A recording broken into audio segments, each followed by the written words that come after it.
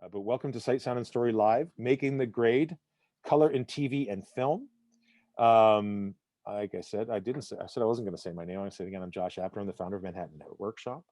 And we've been doing live events for about a year and a half. Since COVID started, we decided we were going to bring these events to you in a new way that sort of embrace the technology that everybody's probably getting really, really tired of, specifically tonight.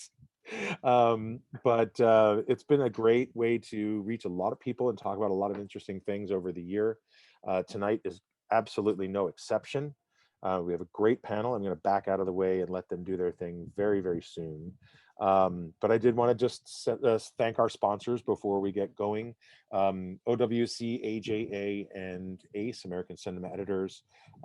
Without their support, we wouldn't be doing a lot of these at all. So we're really grateful to have them. The people behind the scenes, the great and powerful Oz, who's sweating buckets right now, Jason Banky, who's making this happen by hook or by crook here, and Janet Dalton. The two of them make it so that I can just log into a Zoom on my porch and step in here and do the easy stuff. So thank you guys. And I'll give a shout out to Mike Valinsky, who might be even on here somewhere. There's too many pages for me to tell, who's our fantastic sponsorship organizer and outreach coordinator. So thank you guys for all the help that you are doing to make events like this. And thank you. It's really different to be able to see everyone here at the same time when it's on Vimeo and you're just seeing a line of chats, everyone saying like, hi. It's obviously very different. You really get the scale of it when you see everybody in here on all of these different pages. So welcome. I always love it when we get to take a break from our normal teaching, which is, we try to bring a lot of the art and aesthetics to our training, but we're also obligated to teach you what the keyboard does and how to use the controls, and to be able to take a step back and really focus on the art behind the craft that we teach is a real pleasure. And tonight will be no exception. So, computer. So without further ado, I don't think there's anything I'm missing. I'm going to introduce to you tonight Jason Druss, Eric Whipp, and Andrea Chlebak. I got it right, didn't I? You can unmute yourselves now, and I'm only talking to our panelists and moderator. And I'm going to disappear because you've heard more than enough from me. And if you need me, you'll find me in the chat. But have a great event, guys. It was great talking to you prior to getting started, and I hope you have a great show tonight. Hello, everyone. Thank you so much for joining us. We're so glad that you're spending your evening with us after work, or your afternoon if you're on the West Coast. My name is Jason Druss. I'm a senior product marketing manager at Frame.io and a freelance colorist, formerly at Warner Media Studios and at NFL Films. And I'm joined here today with Eric Whipp, senior colorist and owner of Alter Ego Post in Toronto, and Andrea Chlebak, senior colorist at Harbor in Los Angeles.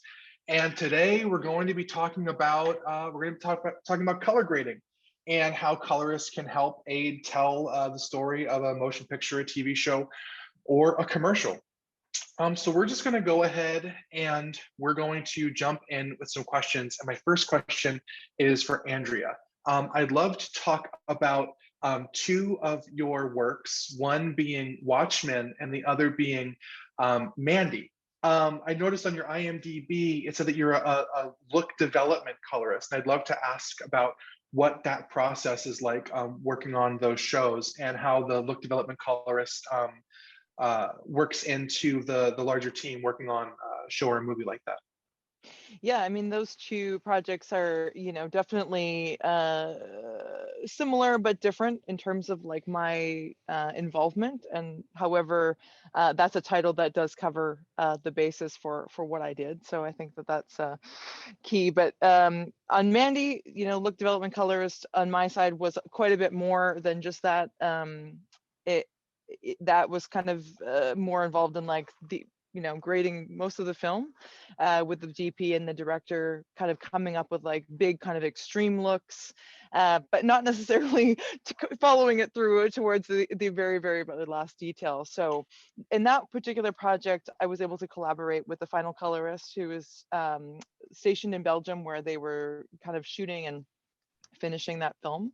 And then I had the director and the DP in Vancouver at the time, working on the looks for a couple of weeks and sort of developing kind of an overall look.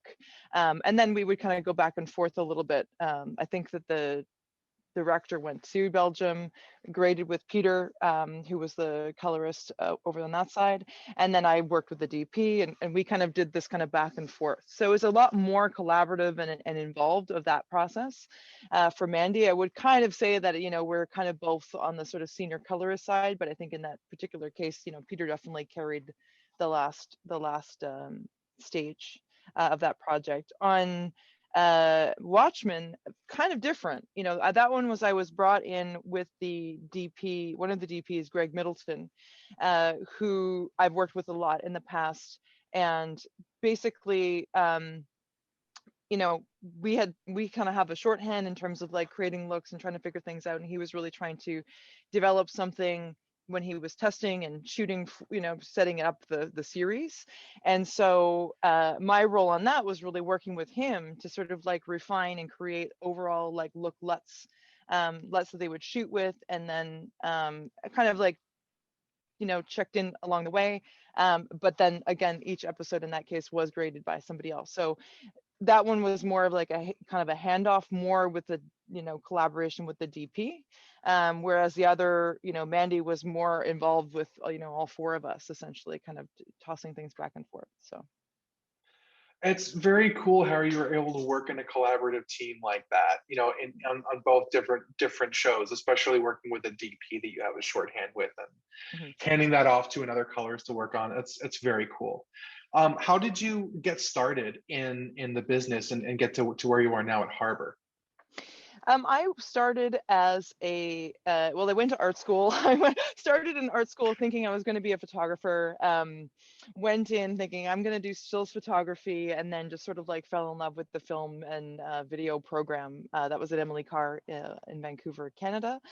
And basically then I graduated school. I had really found a love for editing. I thought I was going to end up in post-production because I disliked being on set.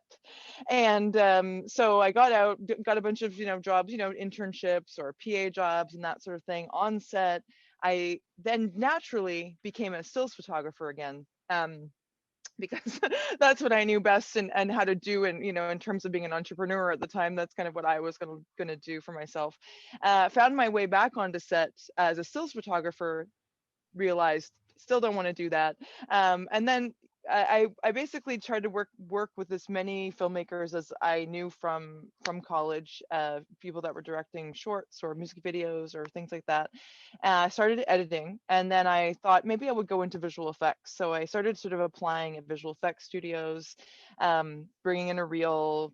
Thought maybe VFX editor or junior editor or something like that. That was kind of my initial thought.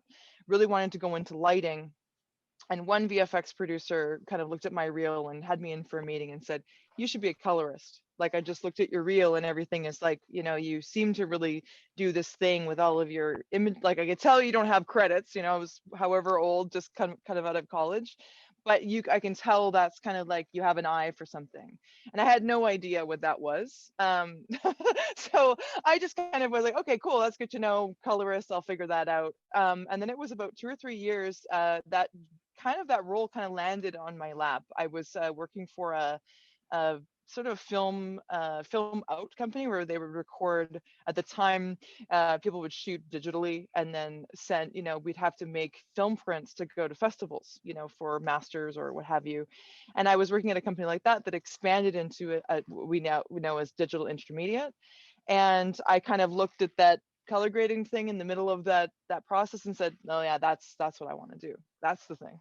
And one of the owners of that company looked at me and said, that's exactly what you should do. So I really was in that kind of like preparation meets opportunity position. I don't want to say right place at the right time, because I think, there's a lot more going on behind that, but I kind of landed in a good spot where there was a number of grading platforms in front of me, and I was trained by each luster, Baselight, Resolve, and Pablo at the time, and I was like part of the decision making and what's platform we were going to put in the middle of our DI company. And so that's kind of where it started for me. I worked with the senior colorist at the time, probably for a few months, and then he actually left, and there was a feature film coming our way, and they kind of looked at me and said, "Do you want to do it?" I mean, we could hire somebody, but you could probably handle it. And I was lucked out with a really great DP that was very seasoned, but very open to like training and teaching. And I always say I kind of learned to grade from a DP. Basically, he sat with me through the whole process, showed me how to pace, the grade, and then the rest was history. I just kind of went on from there, one feature to the next. In 2018, I moved to LA. So I was in Vancouver for the first sort of almost 10 years, I guess, of my career. And then in the back and forth aspect, I'd done a few big projects. Elysium and Chappie were big ones at 2015 or so, where I was spending a lot of time in Los Angeles doing finishing. And so I just made a lot of connections, and was that just became the right time for me to move. So I came down with Deluxe, and then this January I took the job with Harbor. So I've been there ever since. Nice. That's great. It sounds like Kismet. It's a really good origin story, the way you moved around. I feel like that's a thing that a lot of colorists share. Like I feel like a lot of people didn't like set out to do it directly, but kind of fell into it out of doing like stills or shooting and other things in post-production, and you just kind of wind up into it. Right. Yeah. How about yourself, Eric? How did you get started in the business and get to where you are now at Alter Ego? It's funny. It's a very similar story. I always joke. I always tell people that I grew up in New Zealand, and this sort of shows off a little bit how old I am, but also because where I grew up in New Zealand, we didn't have color TV. So I always joke that when I first saw the Muppets on color, I knew I wanted to be a colorist, but that's not really true. But I did a similar thing. I went to film and TV school, and I studied all of that stuff. And I thought I wanted to be a cinematographer, but I was also playing with stills cameras, and I was like wanting to be a stills photographer or a cinematographer. And I didn't know, but I had the same thing. I was like, especially growing up in Australia, it's really hot and it's pretty horrible on set. And I was like, it's nice and air conditioned in those rooms. That looks nice. But I thought it was editing. Nobody knows what color is, especially back in those days. It's just like this hidden craft. So I sort of stumbled across that going into a post company going, hey, what's this? This is like cinematography and editing together. This is amazing. And I fell into it that way. And a very similar story to yours, Andrea, where I got sort of, there was a senior colorist who was leaving, same story. And there was a TV show, and they were like, hey, you know how to push those buttons. Okay, I've been doing it for 3 months. Okay. Yep. And I was thrown onto a TV show, and mine was a little different, where there were two senior colorists. Actually, there was one colorist that had started on the show, and then another colorist came in. And the one that came in, I think, was grading it a little differently to the one that the way the original colorist did. But I assisted both of them, so I just went back to the original plan, and it worked. The DP was like, "Oh, this is great. Who's that guy?" So it worked out well for me, because that become, you just need that first break. Yeah, very, very similar. It's amazing how similar. That's very cool. That's very cool. And especially as both of you coming from Canada, I've told both of you I love Canada very much and secretly wish that I was also a Canadian. I spent a lot of time in Toronto when I worked at Black Magic, going to post houses and stuff like that. And there's something about Canadian TV shows and some projects that come from Canada that kind of stand out to me as a stylistic difference from a lot of American shows, almost like a Canadian look, if you will.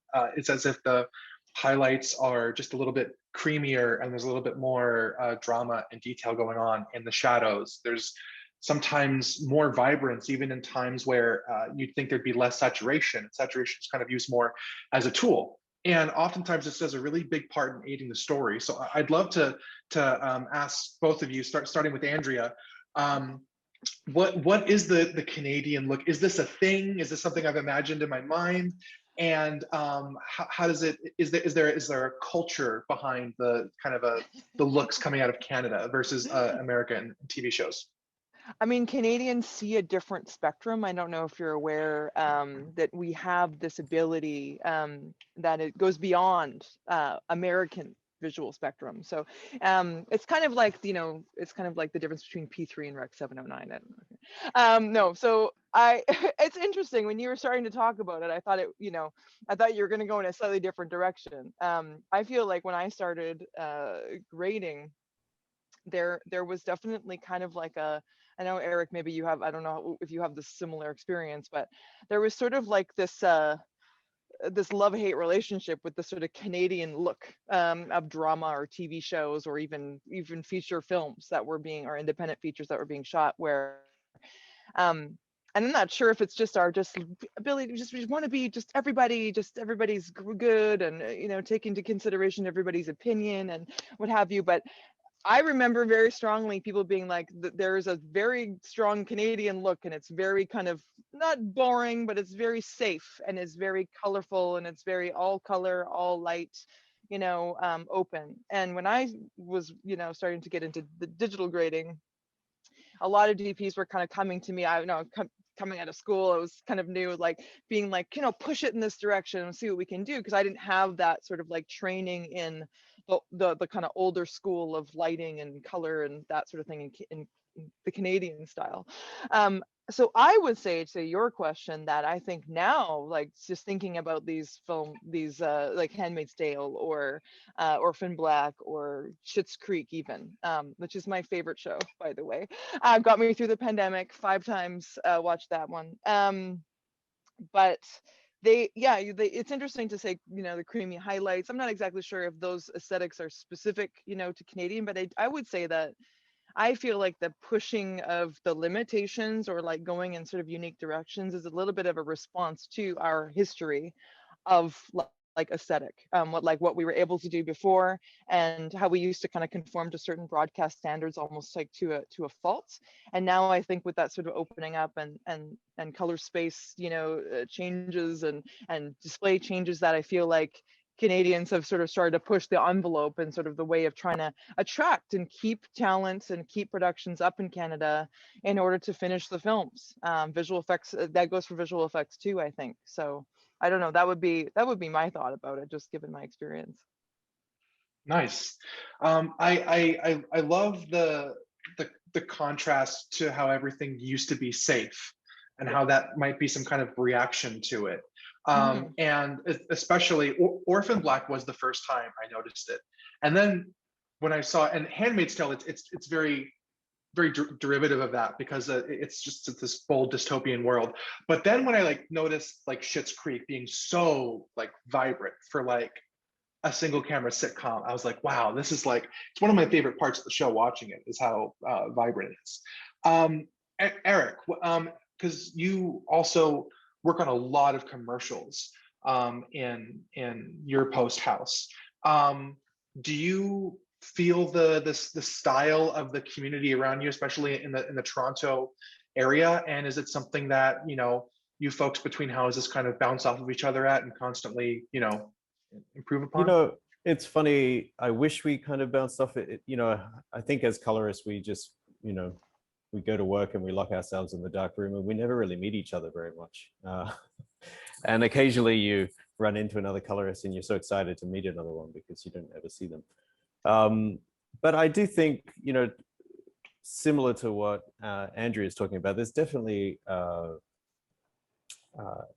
you know, like a desire to kind of push further up here in Canada as well. And in commercials, obviously that becomes a, you know, a big thing. And yeah, I don't know. I always find it really hard to answer. I think I said to you earlier, like I don't know how to answer those kind of questions. I just kind of sit at the thing and do it, and it's really hard to look at from the outside in and wonder how things are done. By the way, hi Deirdre. I see you there.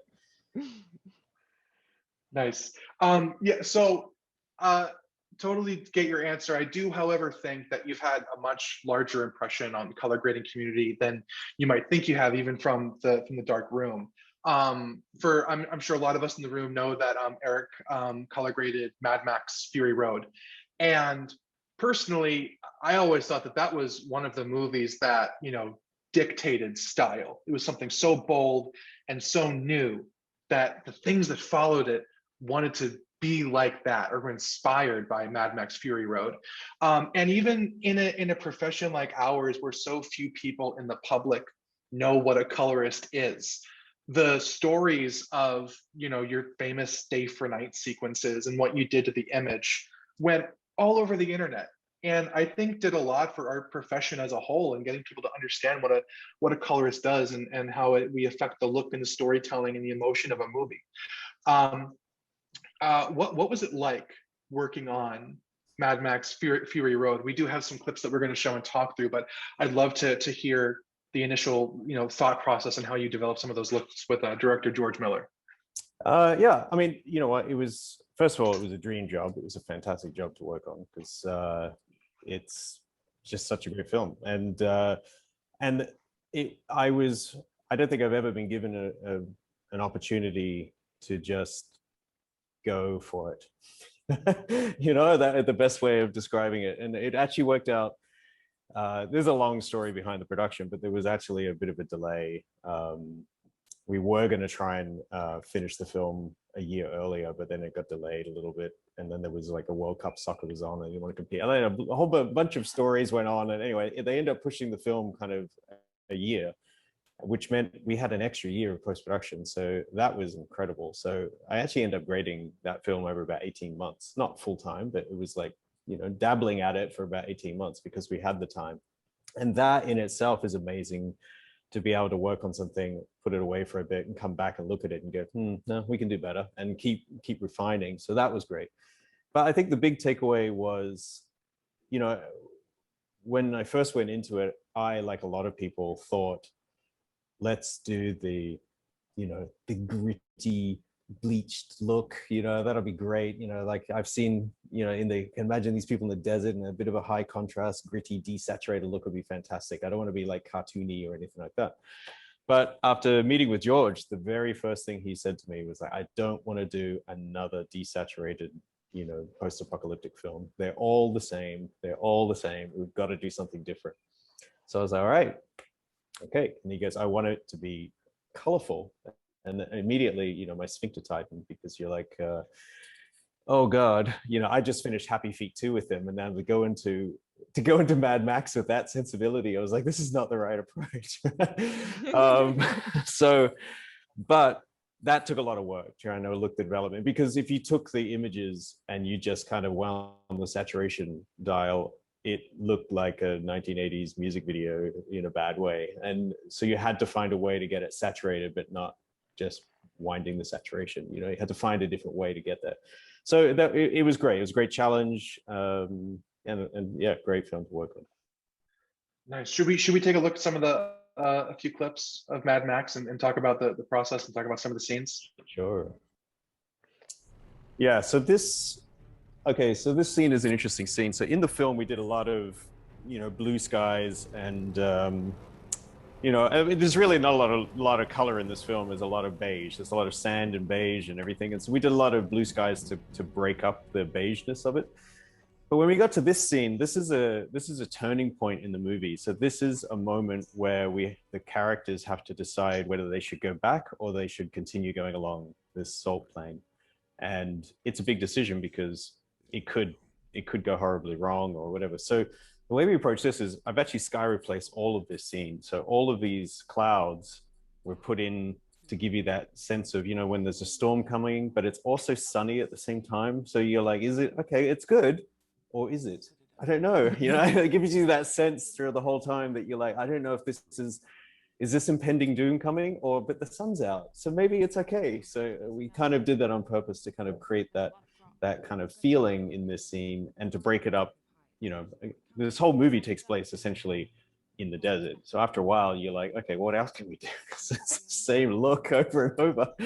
So we had to kind of break it up a little bit. And so that was a decision on this, which, you know, became a bit of a challenge getting all of these guys rotoed and tracked in there. But I think it adds just a little something to the scene and gives it that that kind of feeling. Well, I hope it gives you that feeling anyway. Is it safe to say that you're like very quick, like a quick draw at sky replacements now? Oh, I'm so good. You did so many on this movie.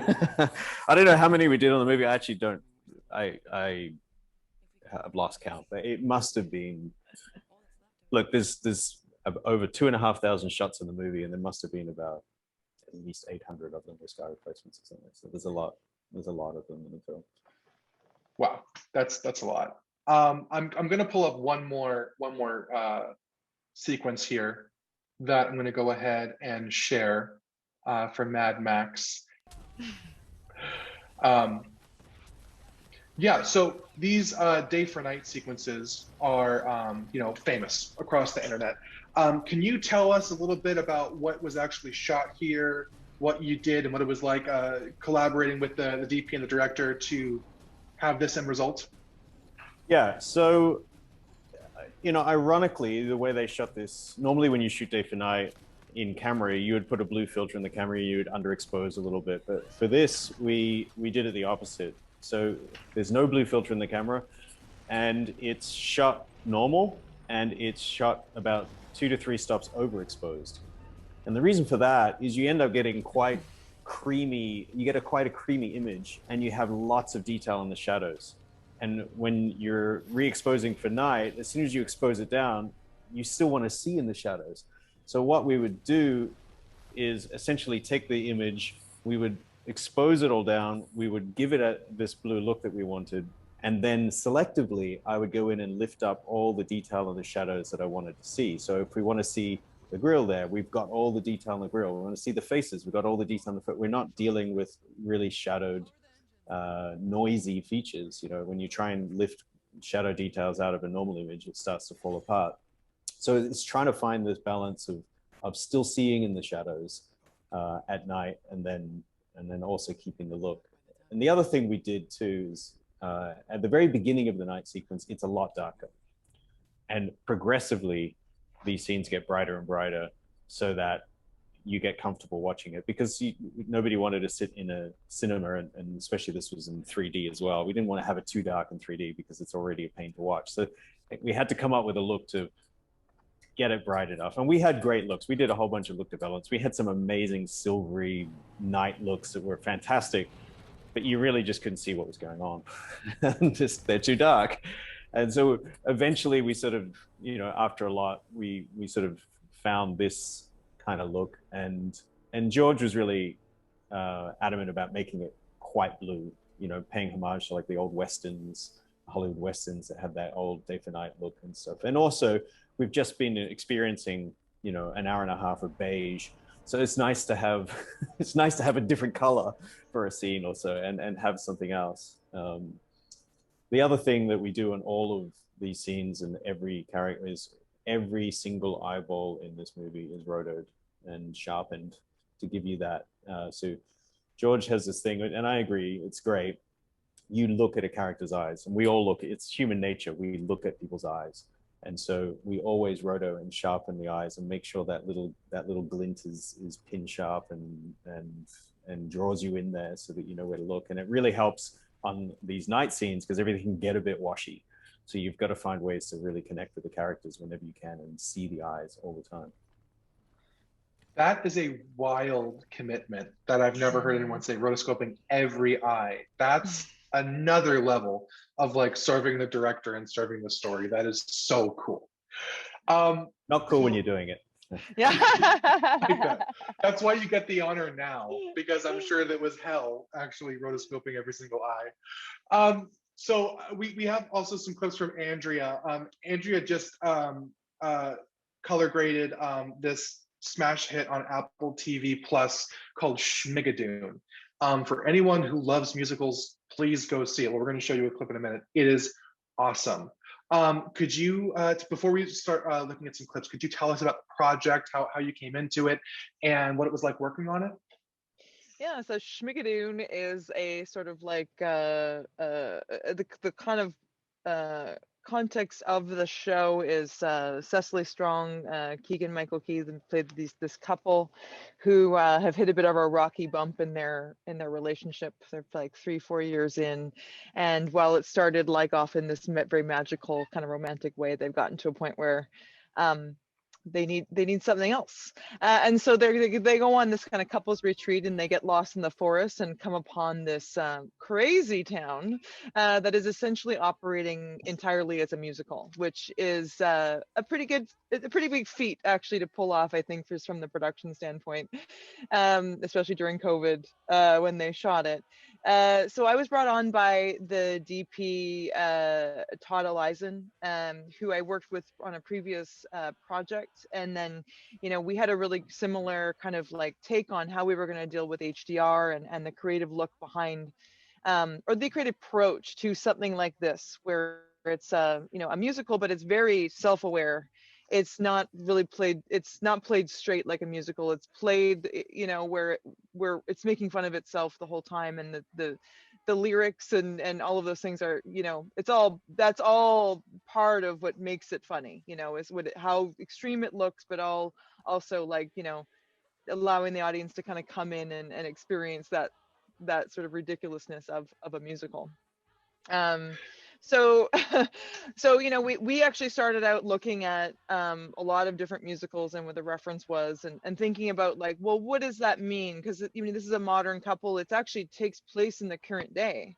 It's not like it takes place in the past. It's not nostalgic. We're not looking back at something.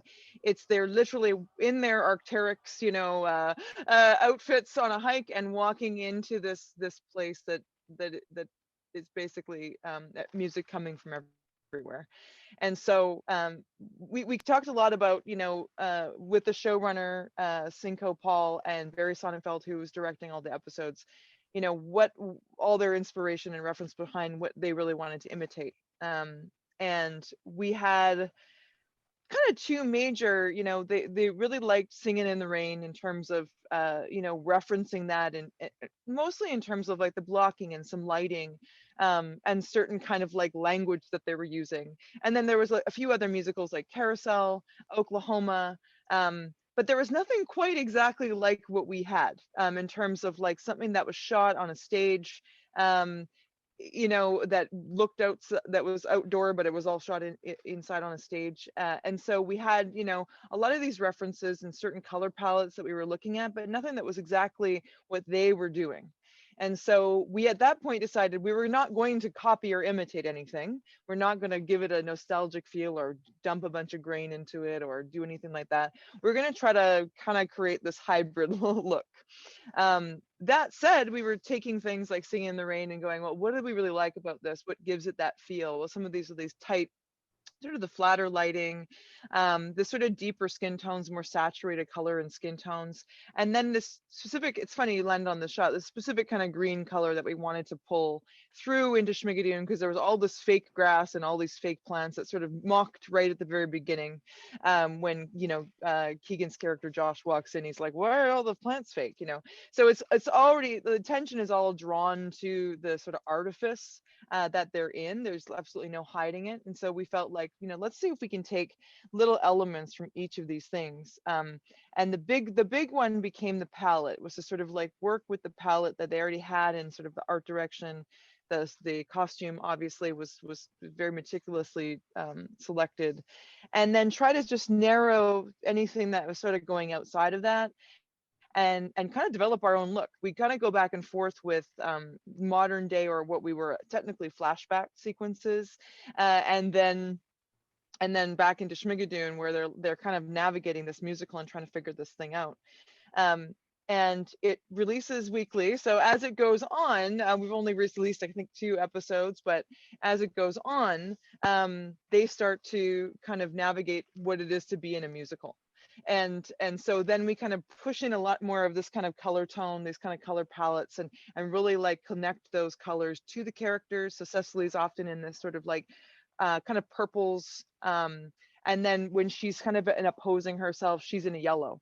And so there's kind of an interesting there was already stuff there to play off of, and we just sort of decided to like enhance that, basically. It's really good. I watched episode 1 last night because I thought it's really fun, and already because after you watching should, it, Eric, because I've seen Mad Max 100 times, so you know. But I really enjoyed it, and I'm already like, oh, I want to see what happens next. It's good. Yeah, what are they gonna do? Yeah, It's And I love the it's got whole a- the technicolor kind of look that you got going there. And you're right, it's fresh and it's new and it's modern. It's not soft and blurry or anything, but it's got the feeling, which is beautiful. hmm yeah. I was sort of trying to figure out like how to kind of balance that, like where you're making a reference or you're making a nod to something, a tribute to it, without essentially trying to imitate it. We talked about that a lot actually with Cinco and Barry and Todd. I brought up those stills and said, okay, here, like this, like, so the skin tones are really red. So is that what we want to do? You know, and everybody was like, no, that's not what we want to do. You know, so there was a lot of kind of this really analyzing. Yes, we want that look and feel, but we don't want all of these things. So how do we then, you know, take the concept of that inspiration and like work it into something that's basically its own thing? Because there isn't a lot of references for content like this, you know. That's really fascinating. One of my favorite things about the show is that when I saw it on you know, my first look, is that I thought like, wow, they made real matte paintings and they built an actual real, like a big stage for this, and they have multi-layered matte paintings. And then before the public conversation started, you mentioned that Barry Sonnenfeld loves to use a lot of blue screen and lots of layers of that, and it completely blew my mind. I'm going to bring up another shot here with Alan Cumming, the incomparable Alan Cumming. Who's the best. This is one of my favorite looks, you know, that we kind of fell into a little bit. I mean, it's a lot in there. I think it's really successful in terms of the backdrop. You know, there's a lot of hybrid. The song is so good, but you know, you'll have to watch it. But you know, there's a lot of this sort of hybrid with a blue screen or a little bit of CG backdrop, and then sort of some practical. A lot of this was shot, yeah, it was all shot on a stage with the blue screen, where the distance for a proper, like as they would have done it in the olden times, painted drop wasn't far enough. I mean, it wasn't quite the right look. So there was a decision made early on to decide to, you know, to take that and make it all CGI. So they were basically Crafty Apes, local VFX, well, not local, but they have a spot in Vancouver. They really took on that project and went with it in terms of how to make a painted drop in CGI space and kind of make that work. And that kind of really contributed, I think, to that sort of like hybrid, modern, old school look. It's sort of drawing attention to itself, especially in a sequence like this, where you kind of see it, but you're not, you know, obsessing over it, but it's kind of creating that feel of the artifice in it. And I think that's like, you know, I don't know, it was really fun to sort of like analyze what does make those looks that we kind of that feel that we have when we look at those old films, and like what were they trying to do then, and what do we try to avoid now that they did then, you know. And I think it's like, I don't know, it was always, to me, it's always an interesting conversation to think about. When we look back at something, are we looking at all of its flaws, or are we looking at all, like, as if we'd seen it for the first time? And that's, to me, it was kind of, we were kind of in the middle, you know. It's like they're walking into a beautifully restored print. That's almost like that, you know, of like this movie set that's just been sitting there for years, but it's been maintained like it's a real city. And I think, you know, that's something that like doesn't really have a look, you know. It's like you're creating that in your head. So it's definitely a challenge, but it, you know, it's definitely really fun to kind of go through the process of, you really have to go watch it, feel it, go back, talk about it. We did a lot of that, you know, and the whole show, you know, was graded remotely. So we did, you know, the DP was in Vancouver, director was between the US and Canada, and, you know, back and forth, and the showrunner was also in the US. So we basically, you know, did the whole thing remotely. And that allowed us actually a lot of that sort of discussion. You know, we have a little bit more talk between. We'd be waiting for, you know, okay, we're going to have our session tomorrow. Like, let's do a posting. Let's look at some more references. And I think that's kind of how we got to it, was just kind of like watching it. And evolving it as we went. And we worked on a few episodes at a time too, which was kind of nice. So that's awesome. That you bring up a very interesting point about working on Schmigadoon remotely. We've all had lots of conversations about, you know, the future of work. What do things look like now? But the question I'd love to ask both of you, starting with Eric, is what was your favorite part about this new forced way of remote working? What do we want to keep, and what do we need to fix? Well, when I was in my basement for a year and a half, I could wear sweatpants every day. That was good. But there's definitely elements that are good. Like there's a lot of you know what, it depends what project you're working on, but in commercials there are a lot of people get involved, and a lot of them don't really need to be in the room. So it's great that we can just send them links and they can have a look and they can say yay or nay, and that's a hell of a lot easier. The downfall is I do miss the collaboration of everybody, you know, putting their grubby fingers on the same monitor and pointing at the same screen and going, yeah, that's that area right there. I want to make that's a little, you know, that's hard to replace. But you know what, we've all had to adapt, and we've all, you know, I think it's worked really well, and you can do it all remotely and it can be done. But there's that human element that's hard to replace. There is, yeah. Being in the same room is a special thing, but it's also great to not, like what we said earlier, sit in a couple hours of traffic every day to get somewhere. Andrea, what's one thing that you think needs to be fixed about the remote first world that we're living in right now? We'll probably stay in. What needs to be fixed? I don't know, like the gardener's hours, so they're, you know, not outside of your window on Thursday at 4 p.m. when you're trying to do a session and everybody gets to hear the lawnmower or whatever. I mean, I think that I personally think that, you know, it for similar reasons, you know, Eric said, it's like it allowed some flexibility. I like the human element that it added in terms of, you know, we're all in each other's houses to a certain degree, and so I felt like it did kind of remove that kind of barrier. Not that there's a barrier always, but that kind of concept of like, this is my work self and this is my home self. And I think the idea that we could all be like our whole selves, it sounds really corny, but all the time you'd have, you know, I've met so many people's children and dogs and parents or whoever, you know, are living at their house. And likewise for me, I remember the first session I did, you know, from my house. I had, you know, the whole thing all set up, and then I was like, it felt like having people over to my house. So there's to me an aspect that's really interesting that just has created a little bit more of that like personal element, you know, where you're kind of giving everybody a little bit like, oh yeah, you're also a parent, or you want to have a dog, or you have a life, or we know things like that. But I think also, you know, I mean, personally, I would love the internet to get better.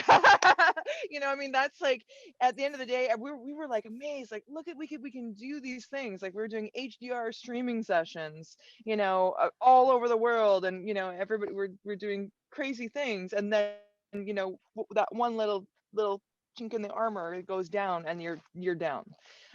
So I mean, but again, it's the things that have happened that have forced us to get to the place we are now have been pretty incredible in such a, you know, such a quick, rapid time period. But I would, you know, there's little new things I think like that, in terms of like, I've recently heard about like creating, you know, hotspots on these iPads and things that we can do that, like, you know, take away a lot of these technical difficulties that we all experience. Like, how can we navigate that? And how do we kind of adjust our maybe our schedules, maybe our workflows to enable, you know, that to be less of a crutch for us, you know, if things go down. So I think it's kind of opened up that a little bit of that area where you're kind of going like, okay, well, that's kind of, we're stuck if we don't have that. So what can we do? You know, and I think that would be really interesting to sort of like explore around that. I personally I didn't realize as much until I came back in full force. I'd done Schmigadoon almost entirely remote, and then I came back on a series for Netflix that just came out as well, and we did that halt in person, and I just was like, oh yeah, this is actually like, 90% of what I want to do with my life, you know, like I love being a colorist. I think it's important to, you know, have a good eye and to be, but I really love that bouncing off in the room and that sort of getting those like little cues from people, and just, you know, having a little bit more of that personal interaction. Like for me, that is a lot of what my style and approach kind of like thrives in. So I really like coming back, and I think it's cool to just have opened up, like, say a DP's can't make it to the session, but you know, your director's in town now and you're going to do that in person, but now we can pipe in the DP in Croatia, or you know, in Japan, or wherever they are, because now we have a good enough technology to do that. To me, that's like, okay, that's the next level. You know, it's allowed us now, our collaboration is like improved because of this. So That's cool. That's I love that. No matter where you are, like some people can be in, some people can be out, but someone being out is never going to like mess up the plan anymore. yeah, yeah. Nice. We're going to go ahead and take some questions from the group, and everyone, please feel free to shout out your questions for Eric and Andrea.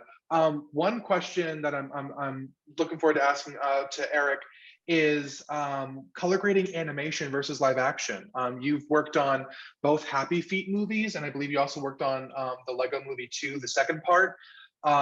Big fan of the Lego movies. I love them. They're awesome. So what's it like color grading an animated movie versus a live action movie? And you know, if you have something that clips or something that doesn't work, are you able to go back to the original source and just like tweak it, because technically you can? What's the process like? Yeah, I mean, it's funny, when I first did Happy Feet 1, that was like 2006 or something. It was a long time ago, and that was like the first animated feature in Australia at the time, and you know, the shots looked pretty good, and I thought, well, what do I need to do? This is going to be easy. Oh boy, was I wrong. All right, so you know, what is great about it is the fact that anything is kind of possible. And what is terrible about it is anything is possible. So it ends up, you know, we started on Happy Feet 1, we started with like, you know, I started just grading it overall and doing some keys and just treating it like it was a piece of shot film that I was given. And then it was like, oh, that penguin's mouth is like really bizarrely red. I need to roto that mouth now and separate the tongue from the mouth. And, you know, and I was like, isn't there a mat for this? Like, this is all animated. Can't we get a mat? And they're like, oh, we don't need to do mats. We don't need to do mats. And then by the end of the show, we had a team of like 5 people exporting mats specifically for me on that show. And then that was at Animal Logic, and that almost became it became the benchmark of how we grade those movies.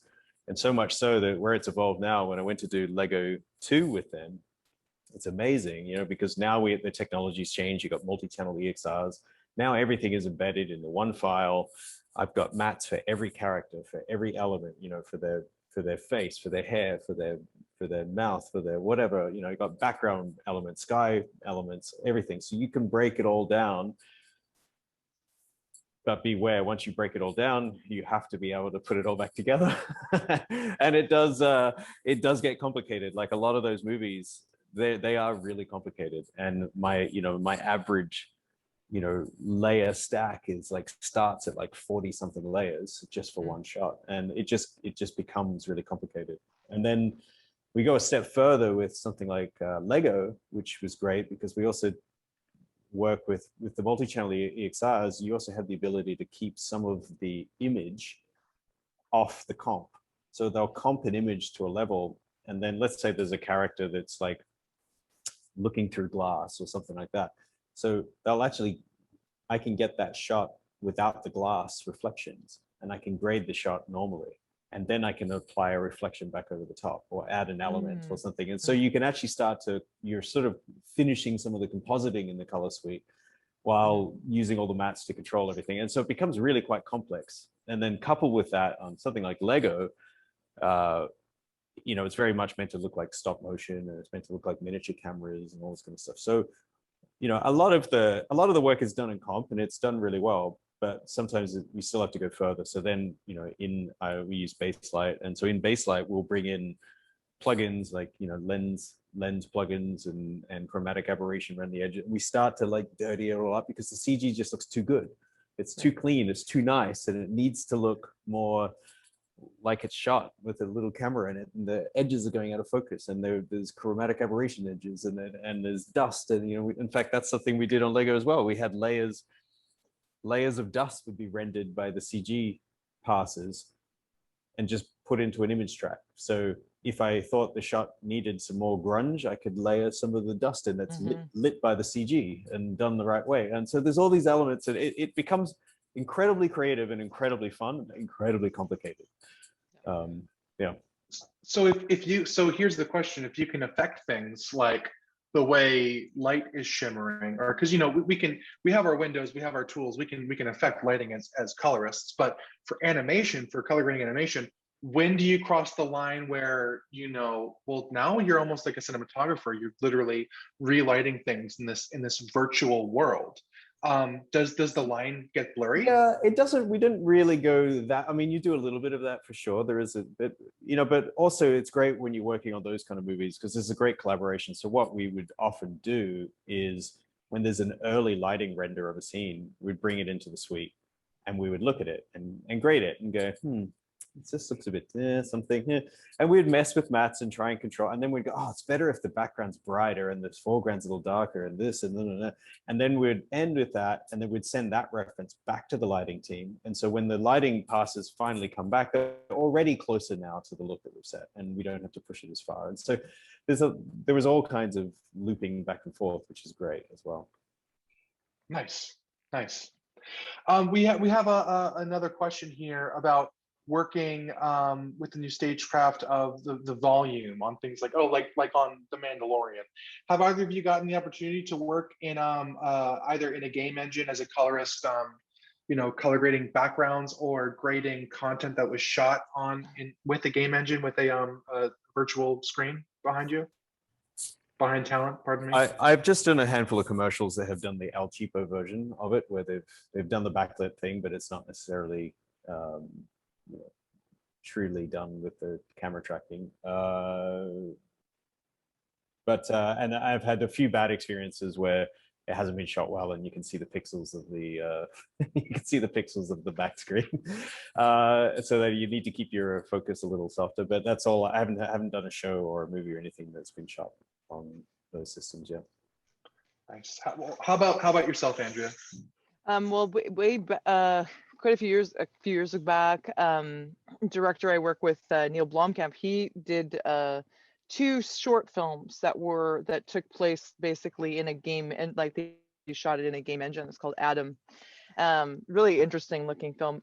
In that particular case, with my work, a lot of that was sort of like placed in, and then we did a lot of, it was more done like a classic color grade, where those renders came out. We did a little back and forth from my memory, but I remember that being like what they produced became kind of like a normal cut scene, and then we kind of graded that based on what we had. More recently, I have worked inside of a game engine with a color grade in the game, sort of like in a live way, which has been really fascinating. It's very similar to what Eric, you were talking about in terms of Happy Feet, or I don't know if that was what you're talking about, but that sort of collaboration of, getting it, like we would get like exports in different stages, some different backgrounds would have like look arounds. I'd go into the engines, look at stuff, test out a color grade or like a LUT, that sort of thing, like live in the engine, walk around, adjust the LUT, and then kind of like go and grade the image and provide a reference back. And then the lighting and team would go in and say, oh, okay, that looks good, but that's messing with this over here. So we're gonna, there's so many more elements that are just, it's really interesting for me because, we're used to like, you shot that, that's what you're stuck with. Like, you're gonna fix it, CG that out, but the ability to change these things on the fly,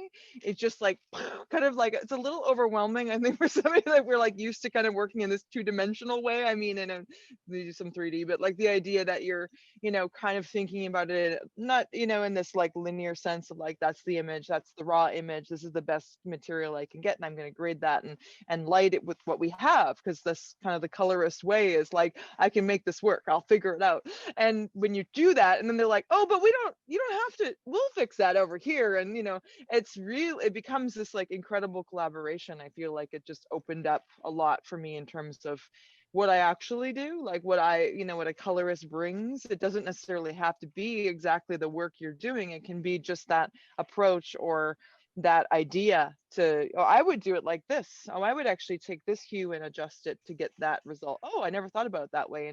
And then it gets into the game, but you didn't necessarily turn that knob but to get that result. You know, it was more Yeah. of a collaborative kind of like experience. So That's exactly right. There was an interesting thing on Fury Road with we did this little thing for the Cinematography Society in Australia where John Seal, who shot it, who's the cinematographer, and Andrew Jackson, who was a VFX supervisor, and then myself were kind of in a little panel.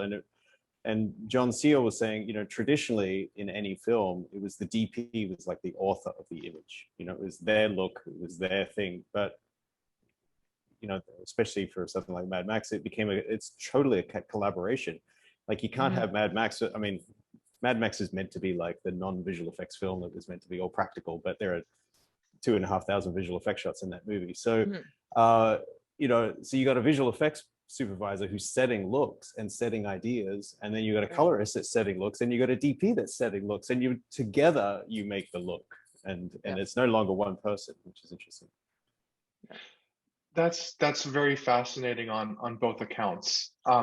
I've had friends at NFL Films that work on like the Madden video games. They'll color grade like cinematics for the video game, but that's still in a 2D environment. The fact that you would live in a game engine, or like as a DI colorist be brought inside of a game engine to play, that sounds crazy.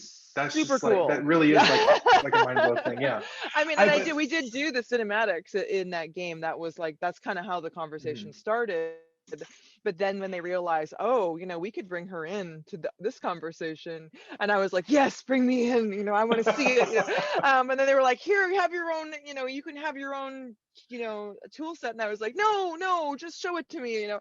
So, you know, it's because it gets really technical really fast, and I don't have an issue with that, but it's like you know, the sort of learning curve and another new, you know, and a big software, you know, to me was like, okay, well, how can I kind of separate that? But also just like kind of fascinating, because now you have, you know, you're working with each individual department that have these like really niche roles, you know, like you would in VFX, but like you're all like sitting there looking at the same thing together, and you can stand in the space and, you know, turn your camera around. And I feel like that's just wild, you know.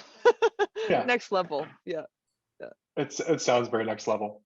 And speaking of other next level stuff, there's one movie, Andrew, that I would love to talk to you about. That's one of your works. And by the way, everyone should check out both of our panelists' IMDb pages. They're crazy.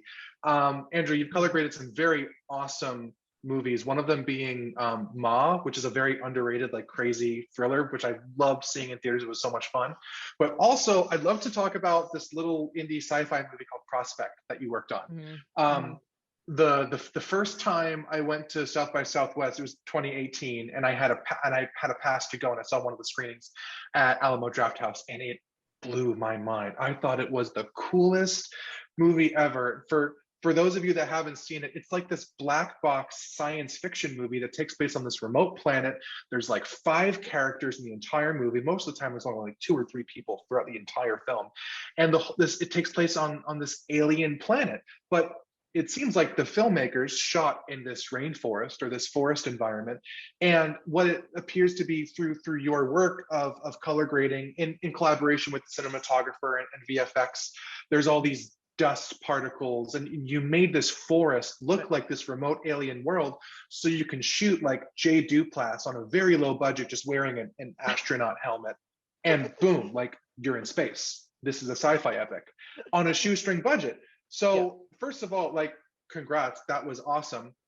And Getting back to the core theme of the night of talking about color grading as a form of storytelling and a way to enhance the story, how was working on that film? How was the story in your mind when you were working on that movie? Prospect specifically, I think was, was really interesting. The filmmakers that were Zeke Earl, Chris Caldwell, and they're out of Seattle, which is a very unusual place to be when you're making films. I say that only because the film community isn't very large there, and what's super interesting about them is that they created their entire like universe. They from like all the art direction they basically had a shop where they hired like tradespeople and were like, can you build this kind of capsule? We have this design, and people that were like, they wanted to work in things, but they weren't in film. They weren't filmmakers, they weren't set designers, they were like builders, and they built their own shop and they created like the full set for this. They shot, you said the rainforest, they shot in Pacific Northwest forest just outside of Seattle, like in Washington state. And they, I was in a time in Vancouver, and they kind of approached me from other films I had been working on. They were like, really, you have this idea, this is what they shot a short film that had gone to South by Southwest a couple of years before, and they were sort of like darlings of South by, and they were like, this is the full feature idea. And they, again, dust, you're talking about dust particles, Eric, in Baselight, we did this whole crazy thing with this, like we did a dust pass, where there's this like pink dust that's part of the atmosphere of what they called the green moon, which is the alien planet, to kind of create that feel. Was they literally shot they had dust plates where the director would like, he in his basement just like shot, he had very technical setup to like create dust. And so it was actual like organic dust plates that were shot, and then we were able to sort of like dial up a certain color. They were obviously just plain straight old gray dust, but we made them pink, and all these things. The story for that film, and it was interesting, like Pedro Pascal's in it, Jay Duplass, and it was like it was kind of a weird like renegade film in the way that they produced it, because very high production value for very kind of low budget, is from what it seemed. And yet every little meticulous detail was like taken care of, down to like the gum wrapper in the scenes. They're really, really cool with their taste on those things. And so, yeah, I mean, we basically kind of like got into, how do we create this look? There was a lot of Star Wars, discussion in terms of, that's like the jungle, like there's all these interesting kind of touch points that they had in terms of their aesthetic, but they really wanted it to feel like, we don't want it to feel like Earth. We want it to be clearly not Earth, but we shot it in the rainforest. So, how do we make this look not like Alien, instead of being, like an earthly place?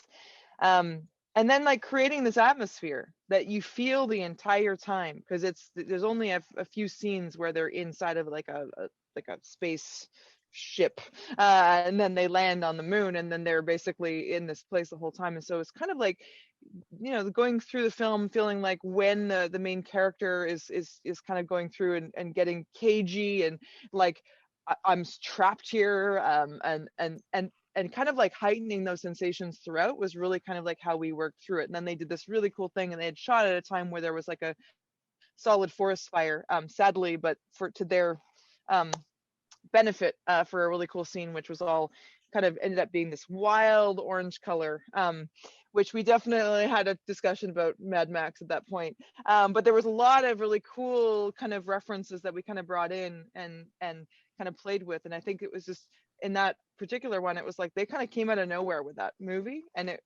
to me it was like really working with like every single detail, and then how to tell a story with the color. It's like that was their big thing. It's like, can you help us to like make the color a part of the narrative? And I think that, to me, it was a great opportunity. I'm so glad that you brought it up, because it's one of those like underrated ones, a bit of a sleeper sci-fi, but I think definitely influential. If you look at Mandalorian, Pedro Pascal going into that, there are some similarities, watching that series now, to me, that I see that maybe came a little bit from him being in that film. So it's cool.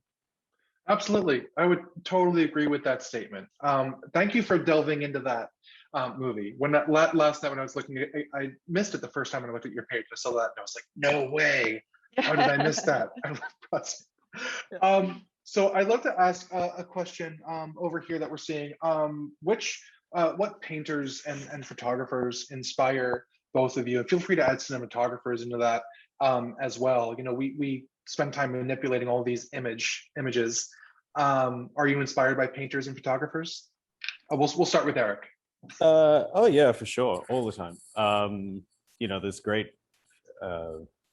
You know, I hate these questions because you ask me, and then I just suddenly think of it. I know the guy, but I can't remember his name, and I like, but I know exactly what the photos look like, and I just can't. I've forgotten stuff already, but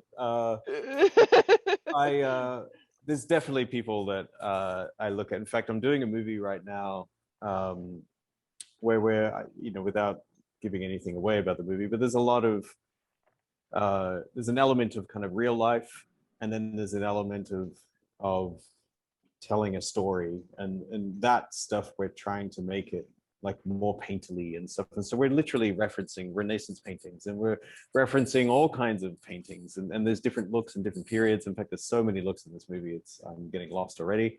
But it's great, and you know, we're always taking inspiration from that. And you know, I think as colorists we have to be attuned to stuff. You know, you'll walk down the street, you'll see a ad on the side of a bus or something, you're like, that's a cool, I like that, and maybe I can do that on this thing. And you know, it just depends on, you know, what you see at what time and what works. Yeah, Nice. I think what you take from all around you, pretty much. Like I did a few years where I was like, anytime I would see like a certain like atmosphere effect, I'd just be like, hang on a second, I'm just gonna go, you know, try to like be this, like make a library of imagery that's like, that's a weird lighting effect, like that would never, you can't create that, I've never seen that in a movie, I'm just gonna, and it would be like, you know, because, you know, the light was shining through a glass in some cafe and it just happened to upon that way. I definitely started with that. I'm always a big fan of telling people about Dutch realism, because I think, you know, obviously we often know about it, but I think in terms of like looking at painting and looking how people see light, it's a really interesting period, I guess, or genre, I don't know how, of painting for our work, you know, in terms of just being able to like extract certain like language around light and color, and also just like looking at things that are like, oh, that was like really, it's just this really purest way of like seeing how light falls on objects. And I really just, I'm often just referencing that, especially in the last couple of years, where people are often looking for like the softer shadow, and you know, not a flat look, like contrast, but like detail. Like for Eric, when you were talking about the you know, shooting it brighter, so we have that, I have like almost an exact strategy on a day for night scene where I did the same thing, where I was like, oh, we could totally do this, but this is what we're going to do. And it's, to me, that's like a really common thing. So like looking at these painting is really helpful, because there's always light visible, you know, and there's, even when there's black, there's something in the black, there's pigment and detail in the black in a painting. So I think that that's like, to me, I'm often just kind of going like, era, okay, where am I? And even for Schmigadoon, I was like, okay, 1940s, like, you know, what was the time? And just even to like grab palettes, what colors were being used, and like, really, if you're trying to put yourself in a time period, I think that painting's super helpful for that, just because it's kind of the most organic, you know, kind of way of getting yourself in that physical space. You know, the other thing that you were talking about, which I think hits a nail on the head, that I think people forget a lot about, you know, especially younger colorists, they come up and they're like, look at me, I can do this purple look, or, you know, it's like, okay, that's cool, but, you know, does it match? But also the other thing is like, it's so important to understand the story, and what does color do to the story, and how does it work, and how you can draw the audience's eye to what's important, and, you know, all that kind of stuff. And that's where I think, you know, we look at all these paintings, and that's what they were so good at. You look at these old paintings and you're like, oh, look at the way the light hits that, and then I'm looking at that person, and I'm, you know, there's all these little, there's reasons they're painted that way, and there's reasons why, you know, we do what we do that way. And when you're trying to tell a motion picture story, and you're like, okay, you know, even as simple as, you know, a shot of someone picking up a pen, you know, what's important in that shot is the pen and the hand, that's it. So if there's bright window off the side and all these, well, maybe we don't want to focus on that so much. We want to, so that's where I think the colorist really comes in often, is helping to tell all that story. That's a very inspired answer from both of you. I loved hearing how much to heart you take inspiration from paintings. And Andrea, I love what you said about pigment being in the black. Black is never truly just black. Yeah. And I couldn't think of a better place to wrap up our panel than right there. So I just want to again thank you so much to Janet and Jason and Josh for having us here for Manhattan Edit Workshop, and a huge extra thank you to Eric Whipp and Andrea Chlebak for taking the time to speak with us. And thank you so much for joining our conversation. I hope everyone has a very wonderful night, and we will see you all soon. Thank you. Thank you. Thanks, everyone.